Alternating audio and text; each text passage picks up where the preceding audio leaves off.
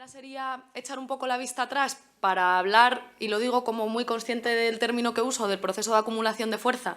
que viene de un poquito antes del 15M, pero que podemos situar como inicio en el 15M y cómo se relaciona Podemos con esa parte sería como bueno, los retos a futuro o la parte que tiene que ver a futuro de cómo Podemos podría relacionarse con los movimientos o con la organización popular. De conflictividad social o de protesta social no está en el eje vertebrador o en el eje explicativo de por qué surge Podemos. Claro que no es así. Pero yo impugno parcialmente esa idea de que la política tiene una autonomía total. Y es que no todas las cosas nos han servido a nosotros y a nosotras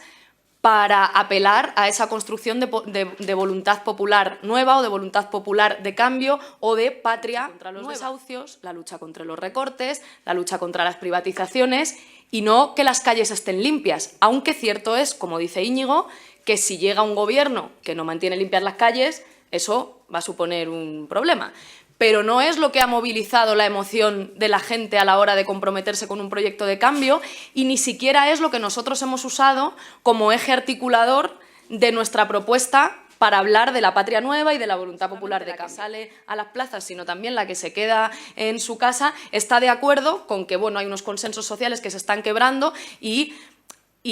apuntan a una reconstrucción de esos consensos. De gente que estaba movilizada para las huelgas, para esos procesos de movilización popular, no era inmensamente mayoritario, pero era mucho más grande del que habíamos visto en los últimos tiempos. La PA, la Plataforma de Afectados por la Hipoteca, de repente, digamos, recibe unos niveles de aceptación social, consigue convertir en hegemónica la idea de que desahuciar es un atentado contra los derechos humanos, esto os puedo asegurar que no fue tarea sencilla y que no se explica si no es porque hay una expresión social de esa crisis de régimen que permite poner en cuestión consensos que hasta ahora parecían inamovibles. Pero las mareas crecen, parece que está muy lejano, pero es en esos años en los que ese proceso de movilización de la dignidad, que estaban diciendo, oiga, hay mucha gente en nuestro país que no puede llenar la nevera, y quien hace las marchas y quien recorre las marchas son los sectores más movilizados de la movilización popular, y que la construcción de organización popular no explica el surgimiento de Podemos, pero creo que es imprescindible para entender por qué en ese momento, y quizá no en cualquier otro, al menos no arbitrariamente, no en cualquier otro igual que en ese momento,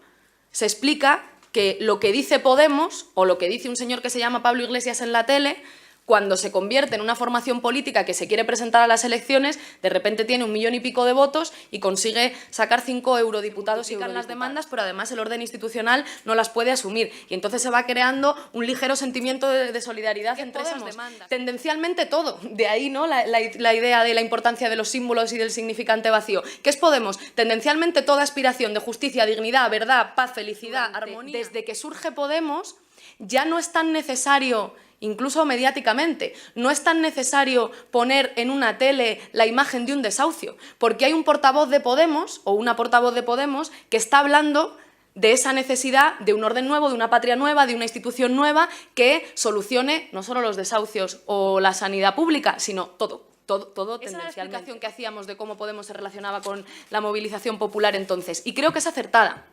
Creo que era acertado que nosotros explicásemos no solamente la relación de Podemos con la movilización popular,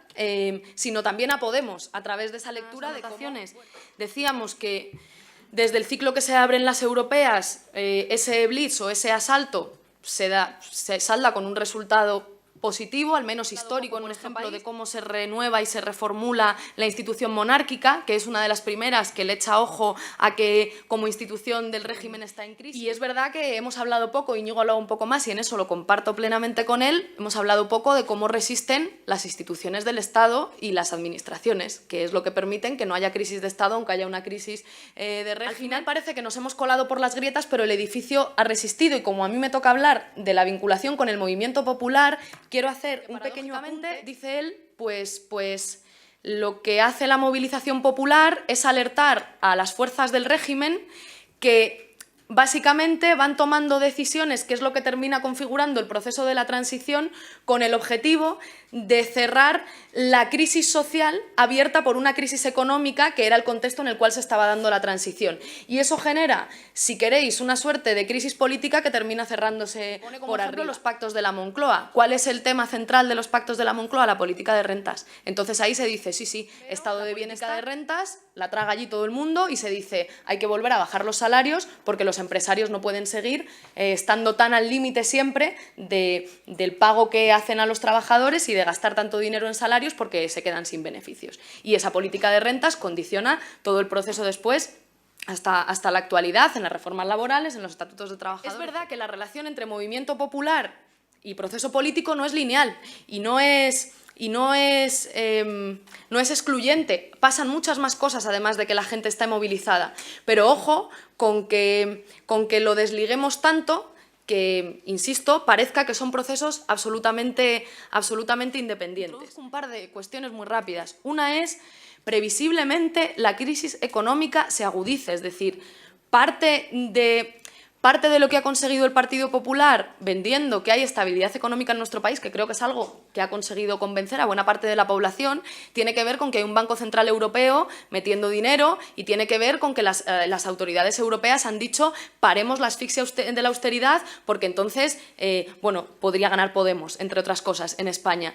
Pero eso ya no va a pasar. En cuanto haya gobierno, la mano vuelve a estar apretada contra el cuello. Nos enfrentamos, incluso en un escenario real de recuperación económica, es a unas grandes bolsas de exclusión social, de ahí que el informe se llame expulsión social. Eso es una cosa, ¿no? Previsiblemente vengan muy duras en lo económico, pero no necesariamente en el quiebre de expectativas, que es el que permite que tú puedas abrir grietas. La otra historia, que es así que hemos hablado esta mañana, es que, claro,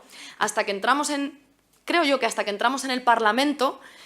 para nosotros era relativamente sencillo, al menos más fácil de lo que va a ser a partir de ahora, construir esa oposición arriba-abajo. De alguna manera porque el dentro-fuera era muy evidente. Nosotros entramos a las instituciones porque tenemos la tesis, que yo creo que sigue siendo cierta, de el cambio no solo viene, lo decía Íñigo antes, el cambio no solo se puede acometer a través de la lucha electoral, pero solo si ganamos en el terreno electoral tendremos las posibilidades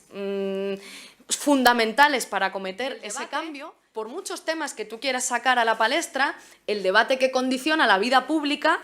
política en nuestro país, eso lo saben bien también los compañeros de los medios de comunicación, es si hay un gobierno conservador o un gobierno de progreso en el mejor de los sentidos. En el peor de los sentidos, si hay un gobierno de derechas o un gobierno de izquierda. A un terreno de combate en el que el enemigo tiene muchas más posibilidades de ganar, que es el de la izquierda y la derecha, frente al de arriba y abajo. Rafa dice una cosa con la que yo estoy muy de acuerdo y con esto termino, que es que nosotros tenemos la forma jurídica de partido, tenemos una lógica política de movimiento. Y ahí creo que nuestra voluntad no debe ser tanto la de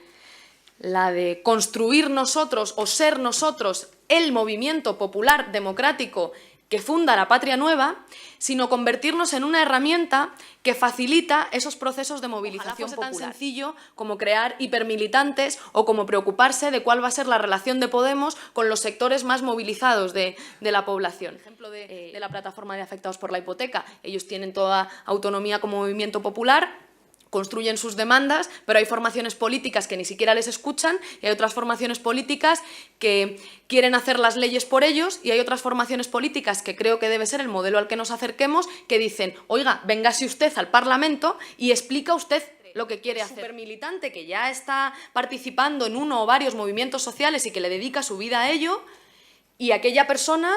que a lo mejor tiene un interés tan puntual en la política como que a veces vota y a veces no. ¿Cuáles son los mecanismos, ese despliegue de mecanismos de participación que nosotros vamos a ofrecer, insisto, no para participar en la vida partidaria de Podemos, que también, sino para participar de la creación de esa voluntad popular de cambio, sabiendo que hay gente que querrá ser hiperparticipante, pero que la mayoría de la gente bascula en otras, digamos, en un abanico de formas de participación